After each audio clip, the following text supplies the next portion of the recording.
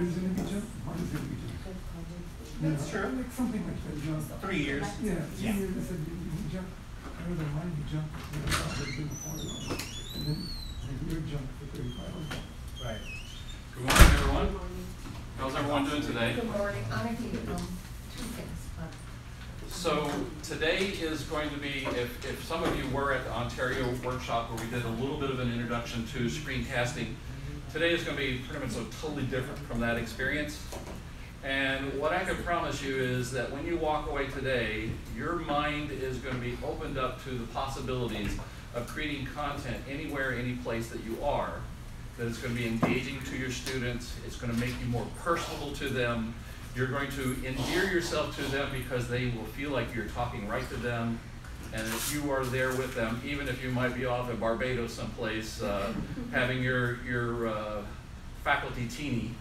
And having said that, we all know that learning objects is a really powerful tool. And what is a learning object? Anyone have an idea about what a learning object is? Sometimes I call them learning artifacts. They're the little building blocks that make up an entire lesson. And many times, when you give someone too much of something, it's a bad thing, right? Well, we in education, when I say we, I'm talking about everyone that's come before us, because certainly not us, right? Has approached the concept of online and blended experiences that are online with the thought that, wow, I'm going to use video. And then they end up reading PowerPoint slides, or they end up reading from a book online. They end up scrolling through some websites as they just kind of aimlessly narrate over top of what's supposed to happen. It isn't well thought out. And just like you, if I had not come prepared today and I didn't know what we were going to do, and you didn't see a clear roadmap for what was going to occur, and you didn't have some sense of anticipation that, wow, if I don't stay towards the end, I'm not going to get to learn how to do X, Y, Z, at that point, then it really becomes less meaningful. So providing experience for students online that is meaningful is super important. It's also super important that we give it to them in palatable chunks that lead them through a self-guided learning experience that feels like you are active in the course, that you are there, that you're a support and a mentor to them, and that you have taken the time and effort to share your expertise with them. I will give you a little story about some of the worst online learning experiences that I've ever engaged in. The first one is 99% of every webinar I've ever had to attend, where they will go through and they talk through a PowerPoint slide after PowerPoint slide after PowerPoint slide after PowerPoint slide. Within 3 minutes, I'm doing what? Sleeping, I wish. Bored. Drifting away. Facebook. I'm multitasking, you're right. Facebook, I'm doing other things, I'm answering emails, I'm like, am I on mute so I can take care of things? And then I'm like, oh, do I need to take any notes because I'm only interested in answering the right questions? Turning up the speaker a little bit in case they call my name. So really, it's a powerful, deadly tool, webinars. The other thing is watching videos where it's just a talking head. Any video that's just a talking head. Experiences where they overuse special effects, especially music. Have you ever went to a YouTube video and they used music under everything the entire time? It's like eventually your ears are trying to compete with the message. So we try to think about how we're going to introduce experiences to students that uses the right amount of seasoning so that the lesson and the experience is really palatable to them. So what are we going to do today? Well, today the workshop's called Screencasting Live Castings from You to Many. And that's really what it is, because what I love about learning artifacts is, number one, you create it once and you can use it many times. So whenever I'm creating something, I always ask myself 2 questions. Is this a one-off experience? Am I going to use it one time because I'm announcing dates? I'm telling specifics about things that are going to occur in the future? Due dates, exam dates, activity dates. Hey, I hope that everybody is going to come out this weekend to the car wash. Well, guess what? If someone's watching that 3 weeks from now, they're going to be sorely disappointed, and they're going to have a dirty car, right? So I try to create content that is what we call evergreen. Now, you know about evergreens? Evergreens are the wonderful trees that, you know, never lose their leaves. Of course, we don't have that problem. We don't have that problem really in Florida either, where I'm been based out over the past way too many years. And so when I say create evergreen, I'm talking about reducing the specifics to the point that only you need to have them.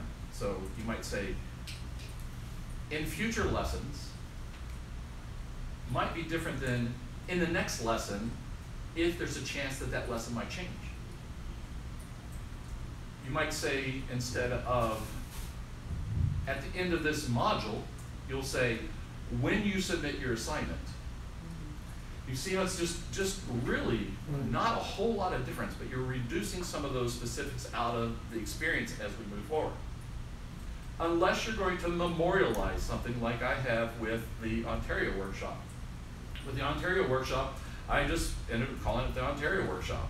I wanted to call it the Ontario Summit just because it's right up in the mountains there, you know, but I thought, okay, that's going to be corny. So, creating your content is going to be important as you move forward. It's going to allow you to speak to many. It's going to allow you to speak to individuals. How are we going to learn how to use these tools? We're going to learn how to use these tools to, number one, engage, entertain, and introduce concepts. We're going to use these tools to learn how to provide students with global feedback and instructions. We're going to learn to use these tools to engage peers and colleagues and other experts that normally you would not be able to bring into maybe a face-to-face class.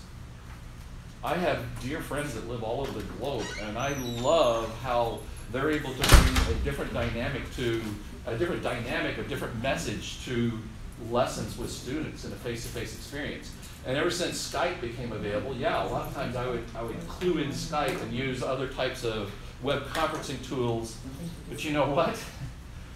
My friends that live across the pond, they don't want to be up at 3 o'clock in the morning to be able to attend my face-to-face experience. So we're going to learn how we can engage our peers and some of the production techniques that we'll use along the way to make those experiences look really professional for our students without you having to have a whole lot of any experience at all.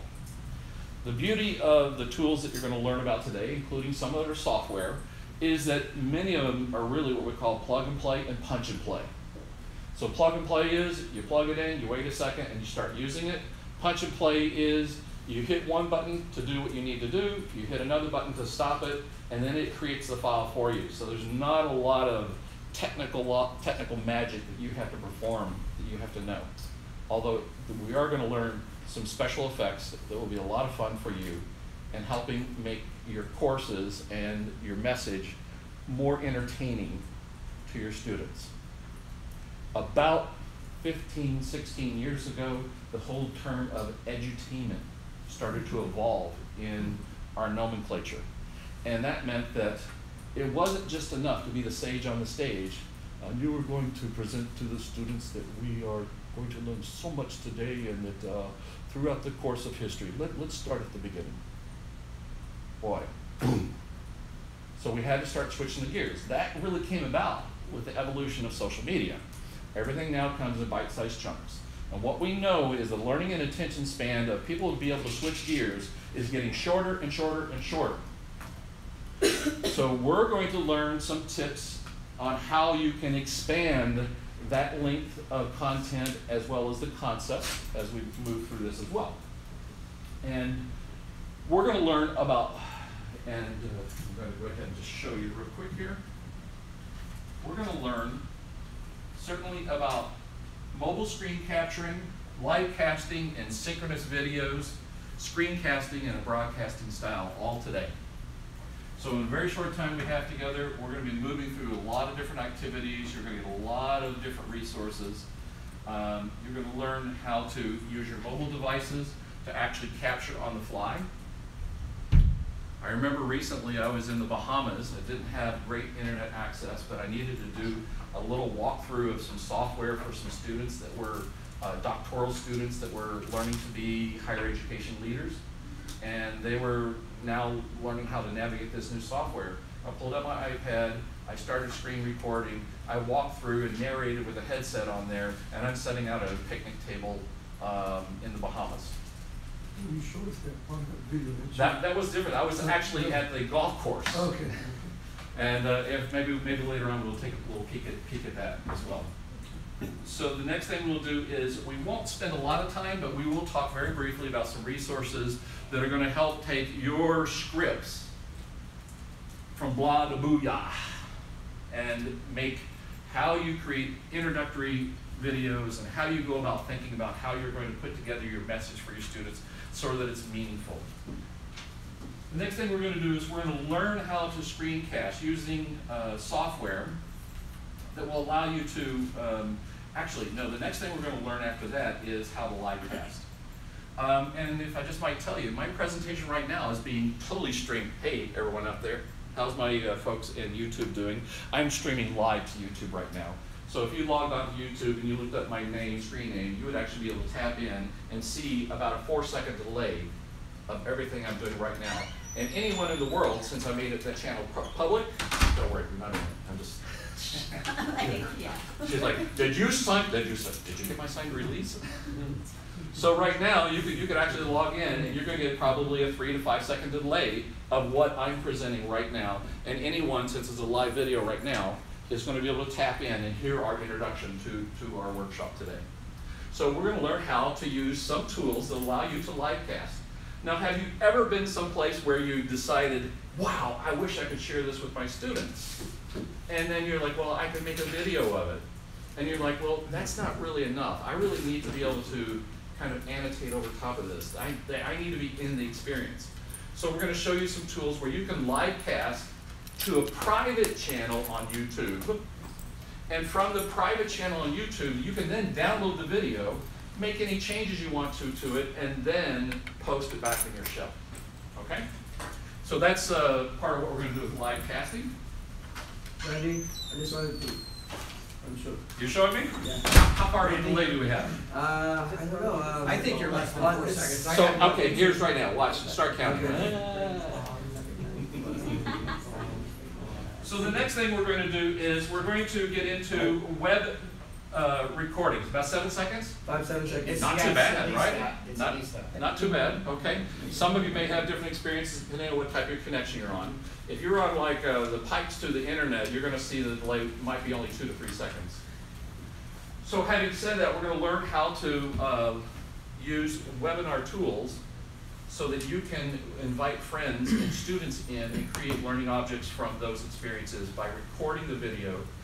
And these are great experiences for you to hold synchronous, face-to-face office hours, coaching sessions, team meetings with students, as well as bring together some of your colleagues around the world and create content that ends up being saved as videos and shared. And so we'll be able to log in. I'm going to introduce you to an additional tool besides Collaborate, what's available in Blackboard. I'm going to introduce you to a tool that's free that will meet probably 99% of your needs. And the price of it is $0. So after that, we're going to learn some special effects, which is a lot of fun. You're going to find some ways to kind of delight your students and add a little bit of humor into your video recording. We're going to talk about team casting, how to share with one of your colleagues the screen as part of putting together some of your introductions, and also how to do some meaningful assessments for students. Anyone in here have to evaluate projects or papers? Okay, at least half of you do. Any of you have to evaluate speeches? Okay, all right. Any of you just here because it's a fun place to be right now? Awesome. So meaningful assessment, it's going to allow you to be able to provide really substantial point-to-point, person-to-person assessment where your student is not going to have any question about what you mean or what you're talking about or what area of the project or paper you're looking at. So having said that, at the very end, I'm going to have you fill out a very quick workshop assessment so that I can help make these sessions better. So having said that, if you want more of this, folks on YouTube, you have to pay for it because these people are special. We're going to sign off now.